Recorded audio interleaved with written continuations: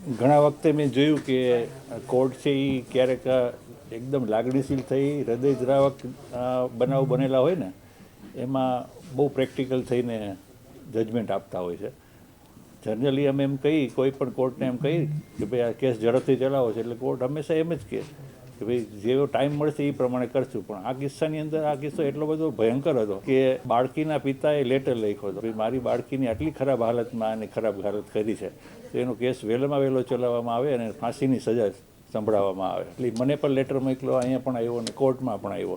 એટલે એ પછી અમે કોર્ટને રિક્વેસ્ટ કરી હતી કે સાહેબ આ પરિસ્થિતિ છે, જે રીતે બાળકીની હાલત છે, 7.5 વર્ષની બાળકીની હાલત કરી છે, એટલે એને કેસ વહેલો ચલાવવામાં આવે. એટલે કોર્ટને પણ એવું લાગ્યું કે આ એક ચોક્કસ પ્રકારનો કેસ છે એટલે એને વહેલો ચલાવવો જોઈએ. એટલે 34 દિવસમાં કોર્ટે તકસીરવાન ઠરાવી દીધો, જેમાં 11 દિવસ છે એ પોલીસ તપાસના હતા અને બાકીના દિવસો 4-5 દિવસ રજાના હતા અને 9 દિવસ છે એ આખો કેસ પ્રોસિક્યુશન તરફે અમે પૂરો કર્યો હતો. બાકી તો ગુર્જર સાહેબે આપણને કીધું કે શું પ્રોસિક્યુશનના પુરાવા રજૂ કરેલા હતા. પણ એટલું મને ખાસ મારું ધ્યાન એટલા માટે પડેલું છે કે જે કોઈ પણ બચાવ ડિફેન્સ છે એ લઈ શકે, બચાવ પક્ષે લઈ શકે, એના પહેલેથી જવાબ આપી શકે એ પ્રકારનું ઇન્વેસ્ટિગેશન કર્યું હતું. એટલે જે કોઈ પણ બચાવ લે ને એનો જવાબ અમારે કાઢવાનો નહોતો, જે રેકર્ડ બનાવેલું હતું ને એમાંથી જ મળતો હતો. એટલે મારા તરફ પ્રોસિક્યુટર તરીકે જ્યારે મારે કોઈ મહેનત કરવી પડી હોય તો એ ખાલી એક જ હતી કે ફાંસીની સજા કરાવવી. ફાંસીની સજા આપણા ભારતના કાયદા મુજબ એવું છે કે રેરેસ્ટ ઓફ રેર કેસ, એટલે ચોક્કસ ઘણા બધા કેસો પછી જો એવું લાગે કે આને ફાંસી, અત્યાર સુધીમાં ભારતમાં ફાંસીની સજા 10-12થી વધારે નહીં થઈ હોય, સિવાય કે ત્રાસવાદી હોય, ટેરરિસ્ટ હોય. આ કિસ્સામાં આપણે સાબિત કરવાનું હતું કે રેરેસ્ટ ઓફ રેર કેસ છે કઈ રીતે કે આ જુદા જ પ્રકારનો કેસ કે જેમાં ફાંસી સપડાય, જેમાં હત્યા પણ નથી. આ કિસ્સામાં હત્યા નથી. જેમાં બાળકીની હત્યા અને રેપ બંને હોય ને એમાં તો કોર્ટ ફાંસીની સજા કરે જ છે, પણ હત્યા ન હોય ત્યારે કોર્ટને કન્વિન્સ કરાવવાના હતા કે આ કેવી રીતે ફાંસીમાં જાય છે. એટલે એના માટે આપણે કોર્ટને અમારા તરફથી રજૂઆત કરવામાં આવેલી હતી ખાસ કરીને કે ભાઈ કોઈ પણ આવા 30-32 વર્ષનો માણસ છે જેને એક પત્ની છે, 12 વર્ષની દીકરી છે અને એનાથી નાના 2 બાળકો છે, એટલે એને શરીર સુખ લેવા માટે, માણવા માટે ક્યાંય બીજે જવાની જરૂર નથી, એને પોતાની પત્ની જ છે.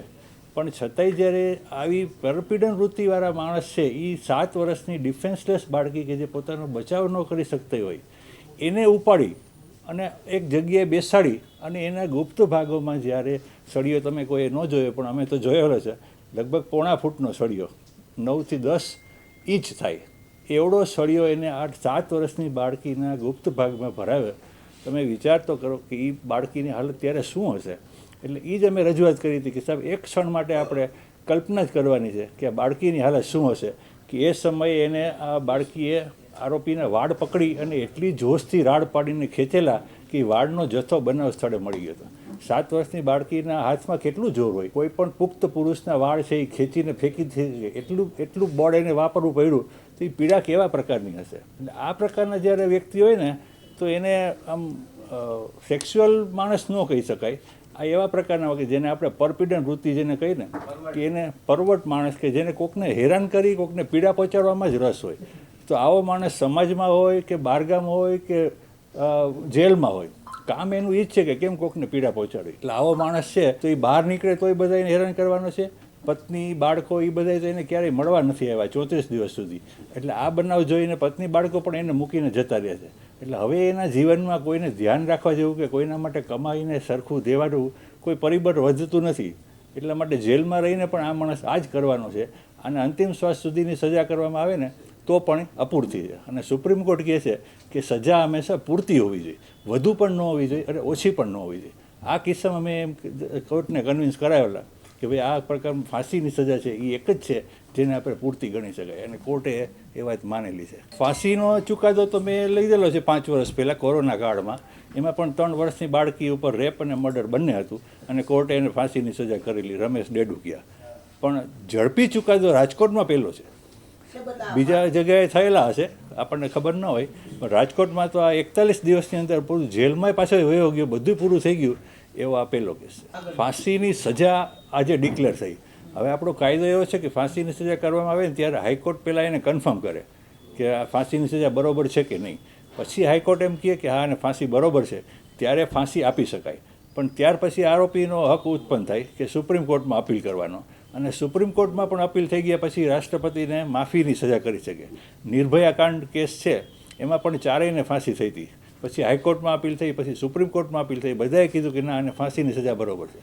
પછી રાષ્ટ્રપતિ પાસે માફીની અરજી કરવામાં આવેલી, એ પણ જ્યારે પૂરી થઈ ત્યારે એ ચારેયને એક તો આત્મહત્યા કરી હતી, 3ને ફાંસીની સજા આપવામાં આવેલી. એ 2012નો કેસ છે અને એ 2022માં એને ફાંસીની સજા, એટલે 10 વર્ષ આમ સામાન્ય રીતે થઈ ગઈ. 3 જણા હતા ને આટલો આખા દેશમાં હચમચાવી દીધું હતું, એટલે 10 વર્ષમાં પૂરું થઈ ગયું. પણ મેં જે 2020માં જે ફાંસીની સજા કરાવી એને હજી ફાંસી થઈ નથી, એ હાઈકોર્ટમાં હજી એનું પેન્ડિંગ છે.